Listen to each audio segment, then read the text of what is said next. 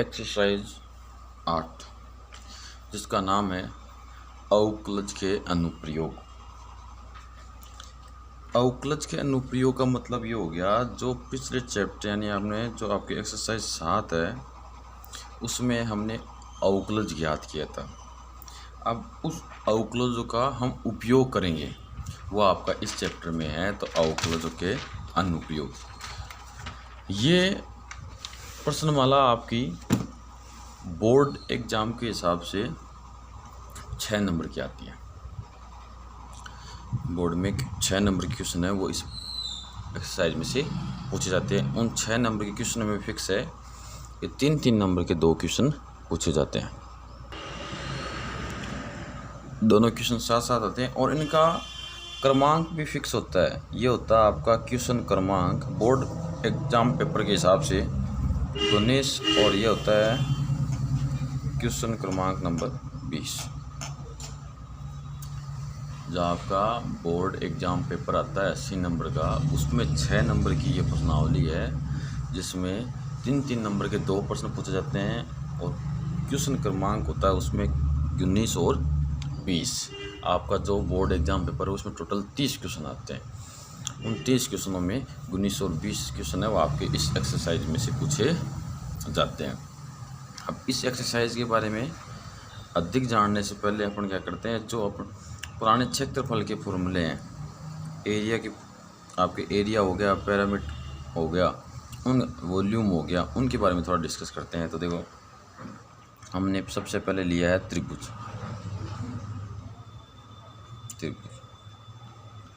तो आपको पता होना चाहिए त्रिभुज कैसे बनता है। त्रिभुज बनता है ऐसे, इस प्रकार की जो आकृति होती है उसको हम क्या कहते हैं, त्रिभुज कहते हैं। अब त्रिभुज हो गया आपका ए, बी और सी। इसमें सबसे पहले अपने को पूछ ले कि त्रिभुज का क्षेत्रफल। तो क्षेत्रफल को हम ए से लिखते हैं और त्रिभुज का क्षेत्रफल का फॉर्मूला अपने को आना चाहिए। तो त्रिभुज क्षेत्रफल फॉर्मूला होता है 1/2 आधार गुणा ऊंचाई। ये फॉर्मूला होता है त्रिभुज के क्षेत्रफल का। अब 2 नंबर अगला और है, इसमें 2 बातें पूछी जाती है। एक त्रिभुज का परिमाप, त्रिभुज का परिमाप, इसको हम लिखते हैं पी से। तो पी बराबर, त्रिभुज के परिमाप से मतलब ये है कि हम इसकी बाउंड्री पे किसी एक बिंदु से चलकर पूरा घूम के वापस उसी बिंदु पे आ जाए तो हम कितनी दूरी चल के आते हैं, वो दूरी होती है आपकी। तो इसमें देखो A B plus B C plus C, ये आपका क्या हो जाएगा, परिमाप हो जाएगा। अब दूसरा लेते हैं हम आयत।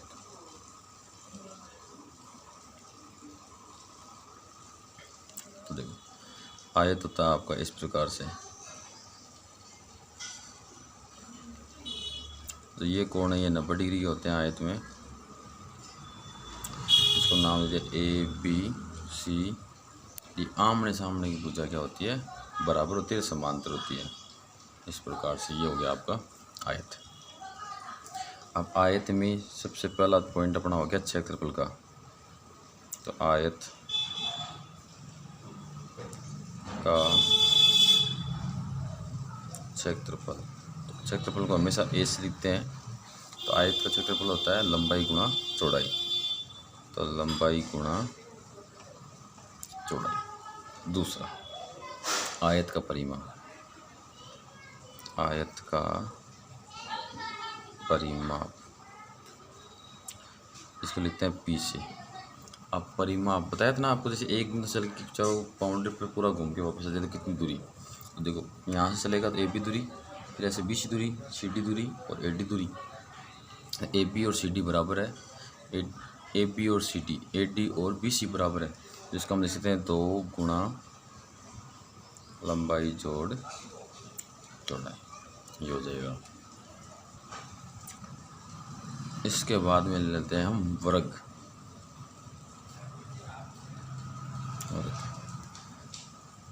वर्ग होता है ऐसा, जिसमें ये कोण तो 90 डिग्री होते हैं, ABCD इसको नाम दे दिया। ये चारों भुजाएं बराबर होती हैं। चारों भुजाएं क्या होती है? बराबर होती है। तो इसमें 1 नंबर वर्ग का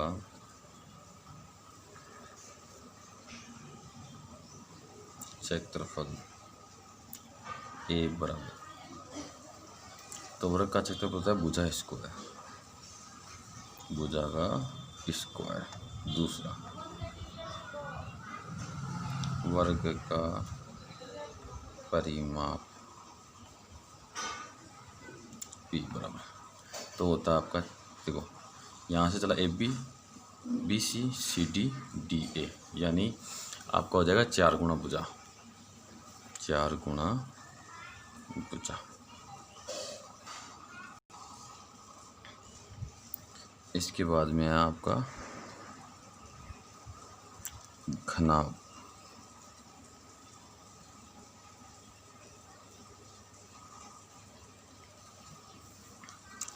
तो घनाभ होता है आपका इस प्रकार से,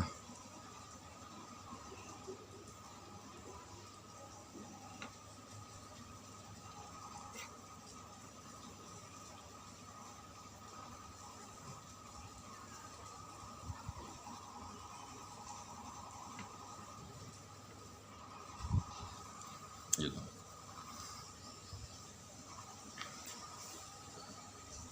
अब घनाभ का क्षेत्रफल A बराबर।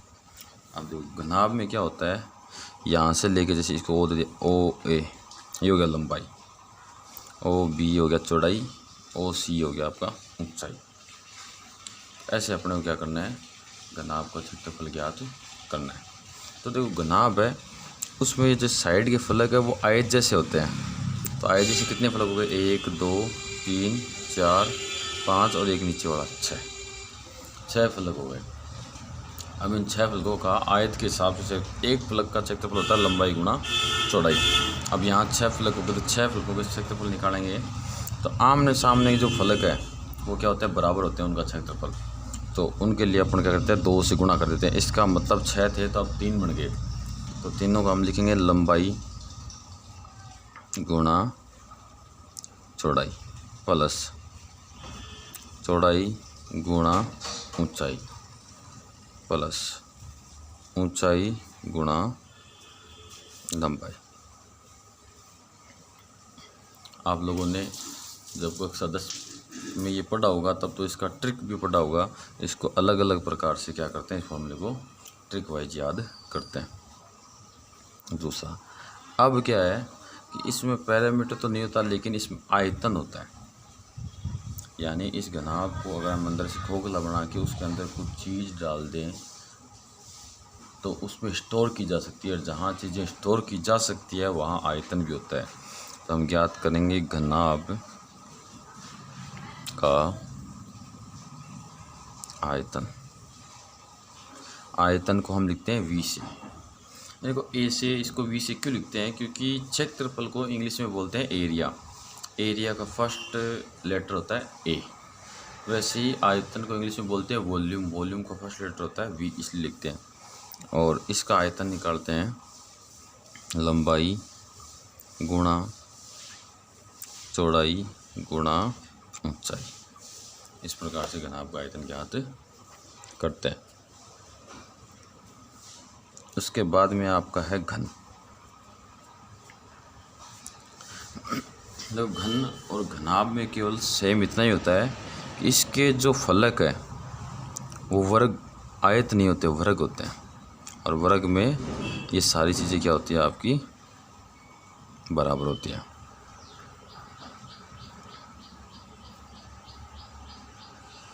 बनता है इस प्रकार से ये आपका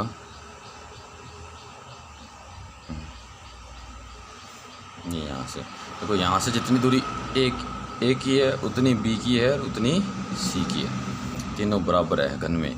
ओ ए बराबर ओ बी बराबर ओ सी। वैसे सारी दूरियाँ क्या है इसमें बराबर है, तो इसमें भी हमें क्षेत्रफल निकालना पड़ेगा। तो पहला घन का क्षेत्रफल, तो ए बराबर घन का क्षेत्रफल होता है, देखो घन में भी 6 फलक है और प्रत्येक फलक वर्ग है, वर्ग का क्षेत्रफल होता है भुजा स्क्वायर। तो 6 का क्या हो जाएगा, 6 गुणा भुजा स्क्वायर, 6 गुणा भुजा का स्क्वायर।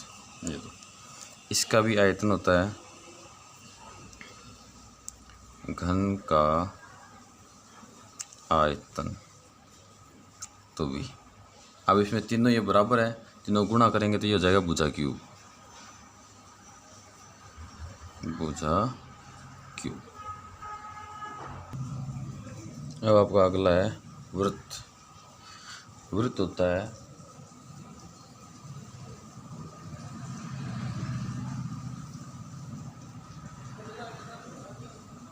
ऐसा बिल्कुल गोल होता है वृत्त, जिसमें आपका एक केंद्र होता है, केंद्र से इस बाहर वाली जो है इसको बोलते हैं परिधि, इसकी जो दूरी है उसको लिखते हैं आर से और इसको बोलते हैं त्रिज्या, और बाहर ये पूरा है इसको बोलते हैं परिधि। देखो तो वृत्त में पहला यह है वृत्त की परिधि। तो वृत्त की परिधि होती है आपकी 2 पाई आर, 2 पाई आर। अब एक चीज़ ध्यान रखो कि पाई का मान होता है 22/7, जो आपको तभी काम में लेना है जब आपको ब्रैकेट में दिया हो कि पाई बराबर इतना काम में लेना है। अगर आपको ब्रैकेट में पाई का मान इनिशलाइज नहीं किया हुआ हो तब आपको आंसर में पाई रखना है, उसका मान नहीं रखना।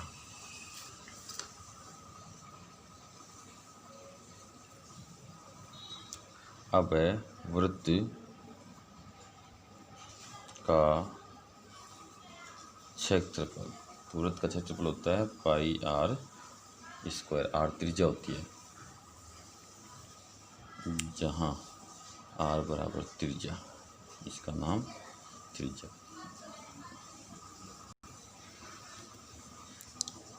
अब है आपका गोला। गोला आपके बॉल जैसा होता है, क्रिकेट में जो बॉल यूज होती है ना, वैसा आपका क्या होता है, गोला होता है, जिसको हम ऊपर से अगर देखते हैं तो अपने को ऐसा ही दिखाई देता है, लेकिन वो बिल्कुल गोल होता है, 3D में होता है, या आपका 2D में। तो गोले में देखो, गोले का क्षेत्रफल, तो गोले का क्षेत्रफल होता है 4 पाई आर स्क्वायर। फिर तीसरा गोले का आयतन होगा, गोले का आयतन V बराबर। अब गोले का आयतन होता है, तो देखो आपको बताते हैं कि आपका गोला बाहर से अगर हम ऊपर से एक साइड से देखें तो ऐसे दिखता है, तो उसमें भी त्रिज्या होती है, तो इसकी त्रिज्या जैसे हमने मान ली R। तो गोले का आयतन हो जाएगा 4/3 पाई आर क्यूब। अब आपका बेलन, बेलन, तो बेलन की आकृति ऐसे होती है, इस प्रकार से होता है। जैसे ये पेन है आपका, पेन में तो क्या होता है साइज़ छोटी बड़ी है, अगर हम इसको इतना सा काट दें तो इसके बाद में जो इतना सा ये पीस बनता है वो आपका बेलन की तरह ही होता है, जिसमें यहाँ से लेके यहाँ तक की जो इसकी दूरी है उसको लिखते हैं ऊंचाई S से। इस बेलन के अंदर भी एक केंद्र होता है, जिसकी एक साइड से अगर इसको हम मिला दें तो इसको बोलते हैं त्रिज्या, त्रिज्या, जिसको हम R से लिखते हैं। क्योंकि बेलन का जो एक साइड है वो वृत्त जैसा ही होता है, तो वृत्त में भी उसकी त्रिज्या होगी। तो बेलन में आपका आ गया, बेलन में पहला बेलन का क्षेत्रफल।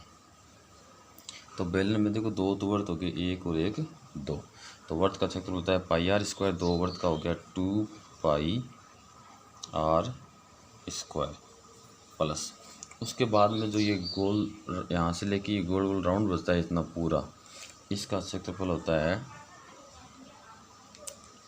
2 पाई आर एच होता है। अगर इसमें से हम एक तो 2 एक पाई और एक आर कॉमन ले लें तो यहाँ आ जाएगा आपका आर प्लस एच। ऐसा भी लिखा हुआ मिल सकता है आपको, ऐसा भी लिखा हुआ मिल सकता है। उसके बाद में है आपका बेलन का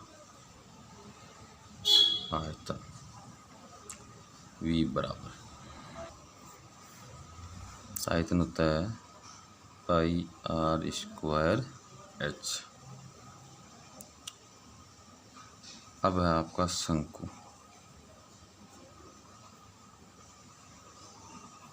शंकु की आकृति कैसी होती है? शंकु की आकृति होती है इस प्रकार से, टोपी के जैसी, जोकर की जो टोपी आती है वैसे ये शंकु। इसको नाम दे दिया हमने ABC। तो शंकु में कई चीज़ें आपको बताएंगे। इस शंकु का जो नीचे वाला है वो वर्त जैसा दिखता है, यानी यहाँ से लेके यहाँ तक की जो दूरी होगी आर, इसको त्रिज्या बोलते हैं। तो इस ए को हम इससे मिला दें तो आपका OA बनेगा। OA को बोलते हैं ऊंचाई, ऊंचाई इसको हम लिखते हैं H से। एक आपकी AB है, इसको बोलते हैं तिर्यक ऊंचाई और इसको L से लिखते हैं, तिर्यक ऊंचाई बराबर L। और आपका OB है, उसको बोलते हैं आधार की त्रिज्या, आधार की त्रिज्या जिसको R से लिखते हैं। और यहाँ जो ये कोण बनता है, दोनों कोण इस साइड के कोण बराबर होते हैं, ये भी थीटा ही होता है। तो आपका जो थीटा है उसको बोलते हैं अर्ध शीर्ष कोण, अर्ध शीर्ष कोण। अब आते हैं शंकु में। तो शंकु में पहला, शंकु का क्षेत्रफल A बराबर, देखो शंकु में एक तो नीचे होता है वो तो होता है वर्त, तो वर्त का क्षेत्रफल तो होता है पाई आर स्क्वायर प्लस उसके बाद में एक ये हो गया आपका तिर्यक, इसका क्षेत्रफल होता है पाई आर एल, पाई आर एल। यहाँ से अगर हम पाई आर कॉमन ले लें तो ये जाएगा आर प्लस का, दोनों में से क्या सब लिखा हुआ मिल सकता है आपको। फिर आपका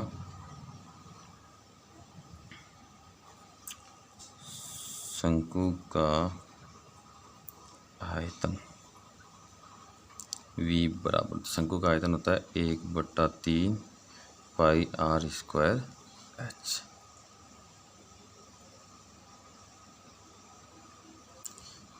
इस प्रकार से ये सारे क्षेत्रफल वगैरह अपने क्वेश्चन को सॉल्व करेंगे तो ये काम आएंगे। आज के लिए इतना ही, धन्यवाद।